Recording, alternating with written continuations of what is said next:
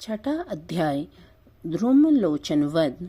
ओम ऋषि बोले, देवी की बात सुनकर दूत सुग्रीव क्रोध में भरकर असुर सम्राट शुंभ के पास पहुंचा और देवी के साथ हुई सारी बातचीत विस्तार पूर्वक बता दी। दूत की बात सुनकर शुंभ के क्रोध का पारावार न रहा और दैत्य सेनापति ध्रुमलोचन से बोला, तुम शीघ्र अपनी सेना को लेकर वहां जाओ और उस दुष्टा के केसों से पकड़ के घसीटते हुए यहाँ ले आओ। यदि उसकी रक्षा करने के लिए कोई देवता, यक्ष और गंधर्व आए तो उसे भी मार डालना। महर्षि मेधा बोले, आज्ञा पाते ही ध्रुमलोचन 60,000 असुरों की सेना लेकर चल दिया। वहां पहुंचकर उसने हिमालय पर्वत पर विराजमान देवी को देखा और ऊंची आवाज में बोला, अरे तू अभी शुंभ निशुंभ के पास चल। यदि प्रसन्नता पूर्वक मेरे स्वामी के पास नहीं चलेगी तो स्मरण रख कि वे तुम्हें बालों से पकड़ के घसीटता हुआ बलपूर्वक ले जाऊंगा। देवी बोले, दैत्यराज शुंभ ने तुम्हें सेना देकर मुझे बलपूर्वक लाने के लिए भेजा है। यदि तू मुझे बलपूर्वक ले जाएगा तो मैं तेरा क्या कर सकती हूँ।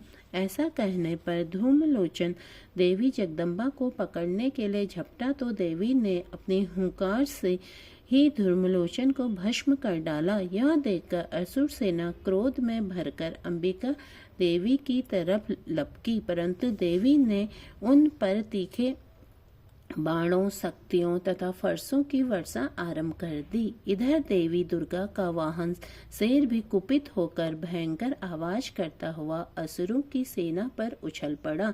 शेर ने कई असुरों को पंजों से, कई को जबड़ों से, कई को धरती पर पटककर अपनी दाढ़ों से घायल करके मार डाला।